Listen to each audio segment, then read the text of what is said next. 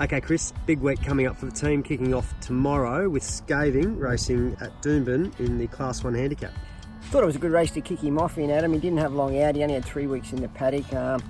Probably brought him back a bit sooner than I normally would, but I need to try and get a bit of prize money into him to get to Magic Millions Guineas Day. But he looks well. He's had enough work, and he's drawn nicely. So I'd like to think it's a good competitive race to kick him off in, I would thought.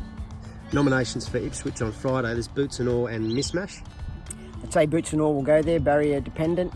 He's also in at Caloundra on Sunday, so we'll probably just be accepting in both places, see how the barriers fare and what the weather plays out like. But he's a new horse to the stable I'm still sort of learning a bit about, but he's a nice big horse that seems to have his share of ability.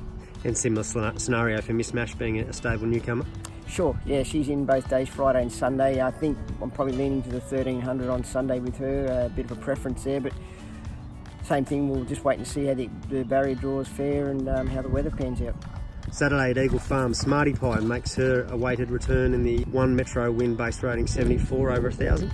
Yeah, well, she's only had the one trial, but I thought she trialled very well last Tuesday at Eagle Farm in what was a pretty strong sort of heat. So we'll go to Eagle Farm. Eagle Farm's a bit of new territory as well. We've never had her on a big track like Eagle Farm. She's sort of always been suited to the smaller tracks, Doomben, Gold Coast, Ipswich and the likes, but she seems pretty adaptable and it'll be interesting to see how the weather plays out and where she draws.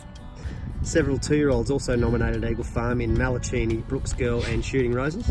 Yeah, well, I've nominated them for the Gold Coast as well, the 2 fillies, Shooting Roses and Brooks Girl. So probably accept and just see how the barriers pan there. But they're 2 nice fillies. Put the addition of blinkers on Brooks Girl. She seemed to get a bit cluttered up the other day and was a bit unsure of herself in amongst horses.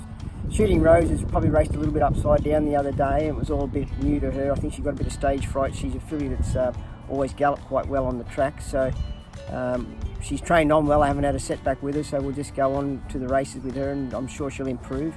Malachini's a newcomer. He's only had the 1 trial, but I thought he trialled very well last Tuesday and he's another one that has trained on quite nicely.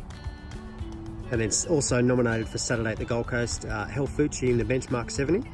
Yeah, well, I'm looking to stretch her out a little bit in distance, so she's in a couple of places over the weekend and there's also another option for her next week as well. So we'll just wait and with barriers there with her as well, because I mean we want to give her every chance over a longer trip to make sure that she can run it right out.